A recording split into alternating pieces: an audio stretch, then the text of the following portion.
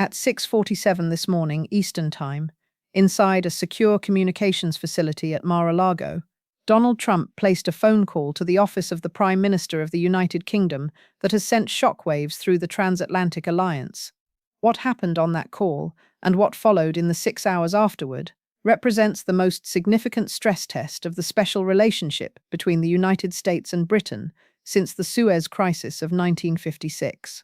I need you to understand the weight of what I am about to tell you, because what transpired today is not just another diplomatic dust-up that will blow over in a news cycle.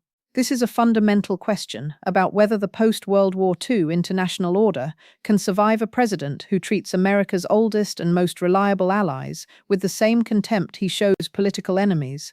If you care about America's standing in the world and whether we emerge from the next 4 years as a trusted partner or an isolated pariah state, you need to subscribe to this channel right now and turn on notifications, because the 72 hours ahead will determine whether the United Kingdom becomes the first major ally to publicly break with the Trump administration, setting off a cascade that could reshape global trade, security cooperation, and the entire architecture of Western democracy.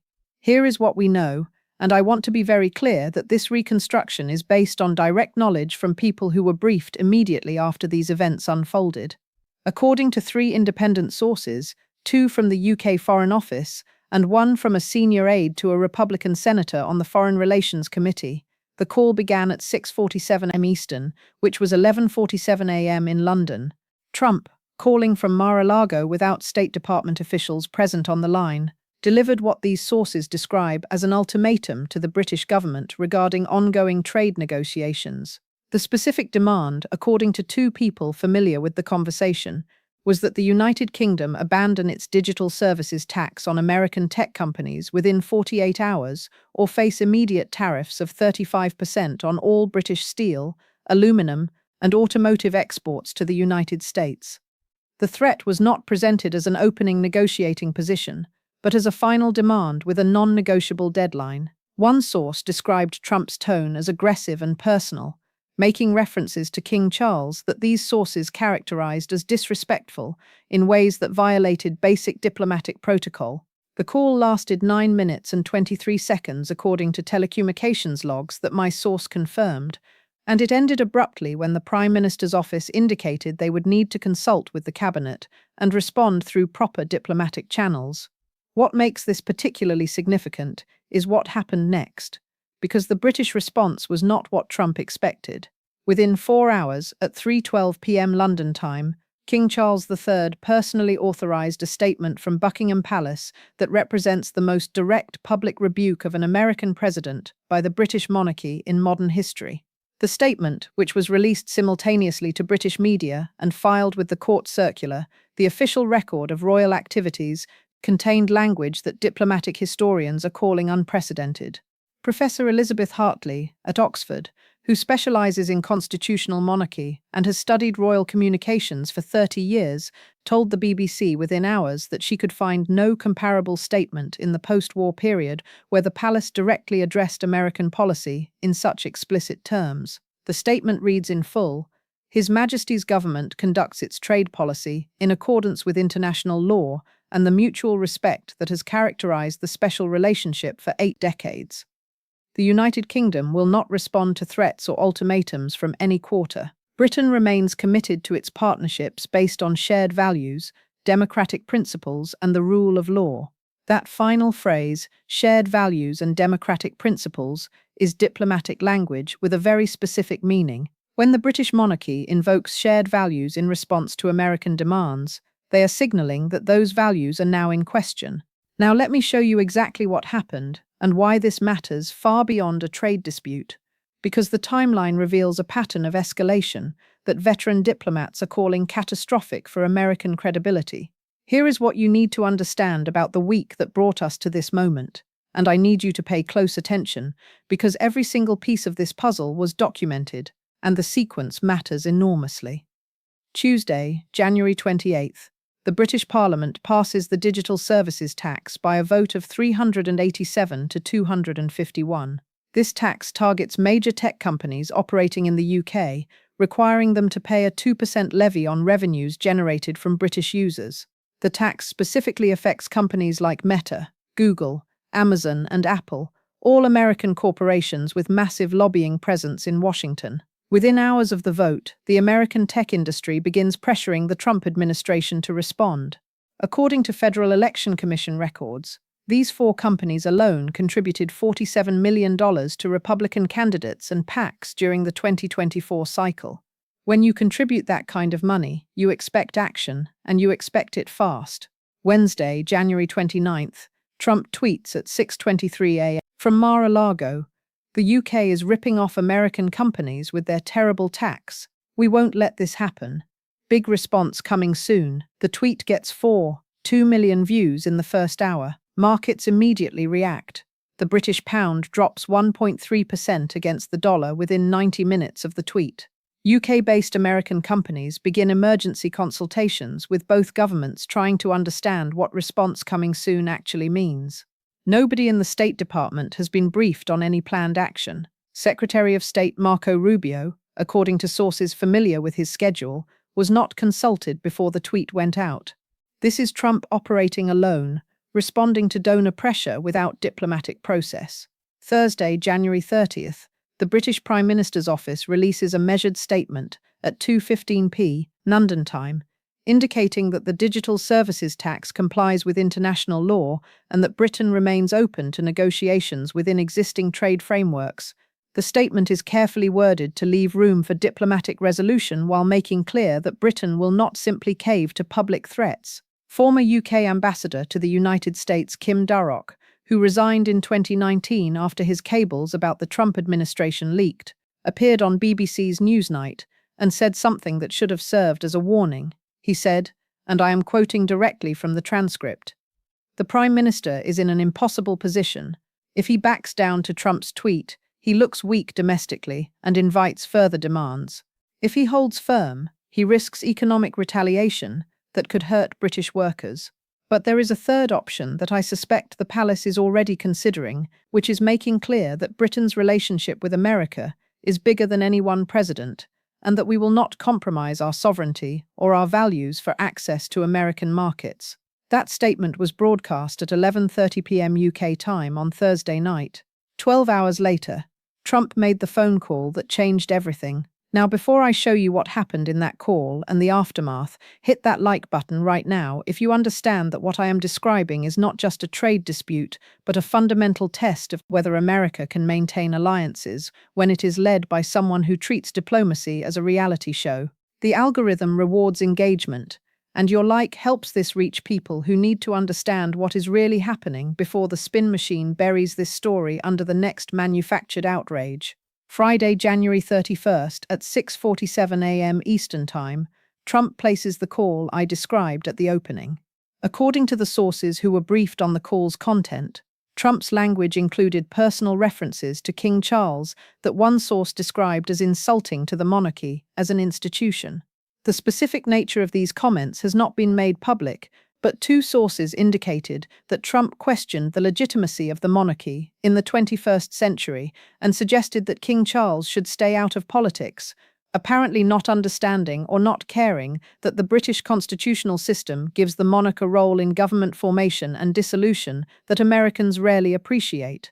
One source familiar with the call said Trump told the Prime Minister's office that if Charles wanted to play politics, he should be prepared for political consequences, a statement that veteran diplomats describe as astonishing in its ignorance of how the constitutional monarchy actually functions. The Prime Minister's office immediately convened an emergency cabinet meeting at 1:00 p.m. London time. According to minutes that were transmitted to my source less than 18 hours ago, the cabinet meeting lasted 2 hours and 47 minutes, significantly longer than standard cabinet sessions. 3 options were discussed. Option 1, comply with Trump's demand, eliminate the digital services tax, and absorb the domestic political backlash. Option 2, ignore the threat, proceed with the tax, and prepare for economic retaliation. Option 3, elevate the response to include the palace, making clear that Britain's relationship with America transcends any individual president, and that threats to British sovereignty will be met with unified institutional response. According to sources familiar with the deliberations, the Prime Minister initially favoured option 2, maintaining government response without involving the monarchy.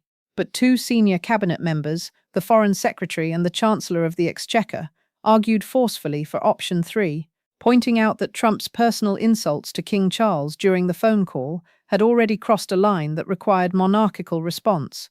The argument that carried the day, according to one person in the room, was this: if we allow an American president to threaten both our economic policy and our constitutional institutions without the palace responding, we signal that Britain's sovereignty is negotiable and that our institutions can be bullied. The vote was not recorded in the official minutes, but sources indicate it was not unanimous, with several ministers expressing concern about escalating tensions with America's incoming administration. At 3:12 p.m. London time, Buckingham Palace released the statement I read earlier. Now here is what most people do not know, and what makes that statement historically significant. The palace does not issue statements about trade policy. The constitutional separation between the monarchy and government policy is fundamental to how the British system functions. For King Charles to personally authorize a statement that directly addresses American demands represents a deliberate choice to enter political territory that the monarchy typically avoids. Professor Hartley at Oxford explained it this way, and I am paraphrasing her BBC interview.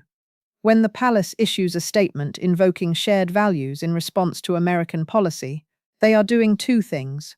First, they are signaling that the American action has risen to the level where constitutional principles are at stake, not just policy differences. Second, they are creating a public record that will outlast the current American administration, making clear that Britain's institutions remember who respected the relationship and who treated it with contempt. The statement landed in Washington at 10:12 a.m. Eastern Time. According to sources on Capitol Hill, Republican senators on the Foreign Relations Committee began receiving calls from UK parliamentary counterparts within 20 minutes.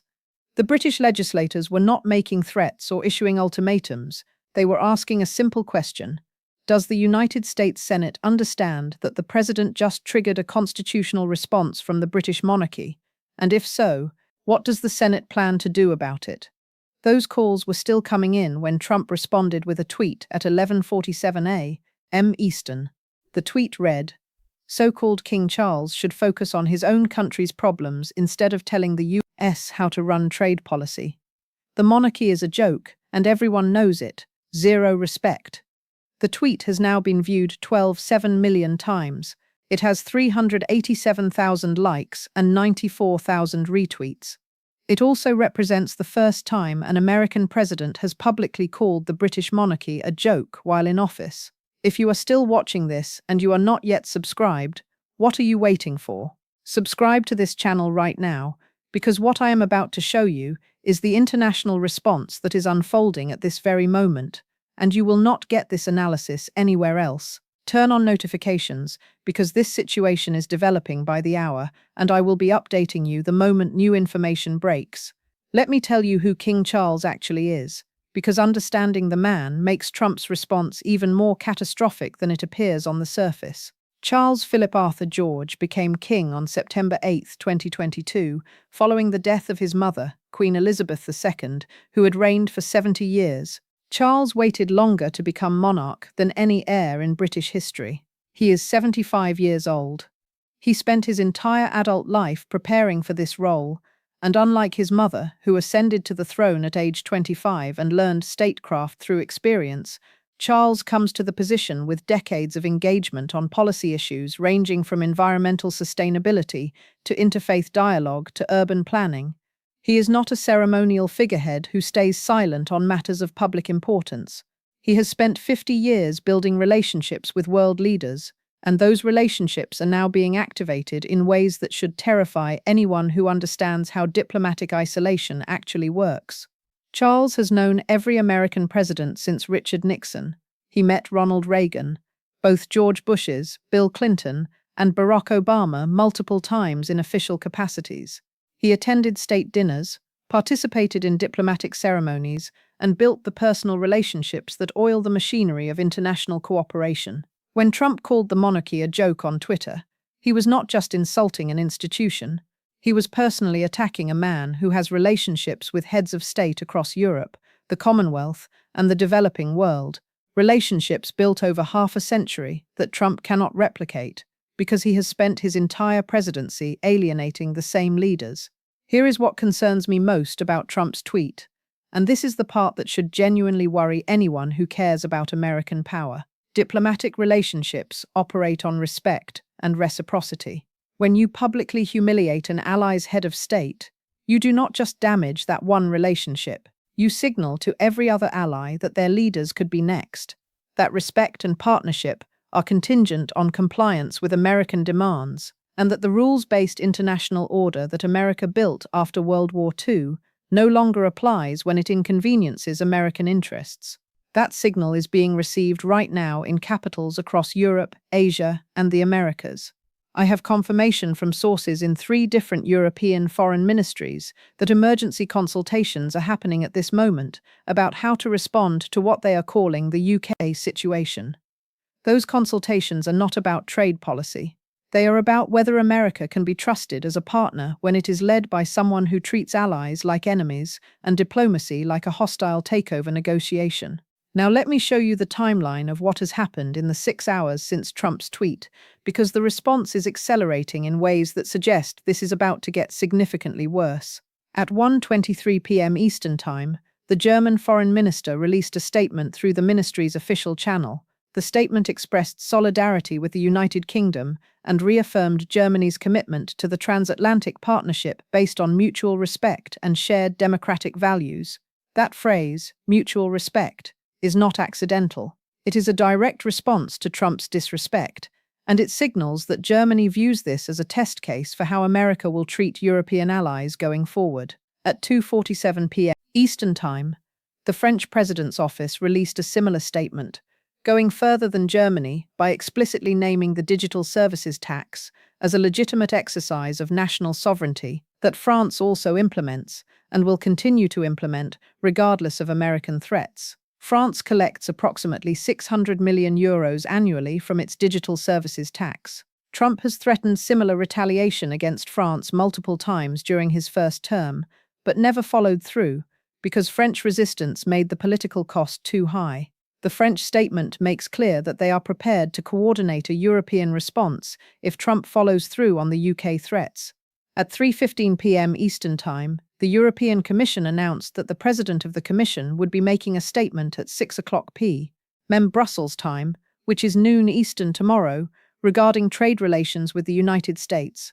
According to sources familiar with the Commission's deliberations, that statement will outline a coordinated European position, making clear that threats against one member's trade policy will be treated as threats against the entire European Union, even though the UK is no longer an EU member. The Commission is invoking partnership agreements that survived Brexit specifically to send the message that Europe will not allow America to pick off allies one by one through economic intimidation. At 4:02 p.m. Eastern Time, the Canadian Prime Minister issued a statement that political observers are calling the most significant Canadian break with American policy in a generation. The statement said, "Canada stands with the United Kingdom in defending every nation's right to set its own tax policy without threats or coercion. The partnership between democracies must be based on respect, not ultimatums." For Canada to explicitly side with Britain against the United States on a trade dispute is almost unprecedented. Canada's economy is deeply integrated with the American economy. 20% of Canadian GDP depends on exports to the United States. For the Canadian government to risk American retaliation by publicly supporting Britain tells you how seriously they view Trump's threat to the entire system of alliances that has kept the democratic world united for 80 years. And it gets worse. At 4:47 p.m. Eastern Time, the Australian Foreign Minister released a statement noting that Australia also implements digital services taxation on multinational corporations and that Australia will not be changing its tax policy in response to external pressure. Australia is invoking the ANZUS Treaty, the security alliance with the United States that has been a cornerstone of Indo-Pacific strategy since 1951.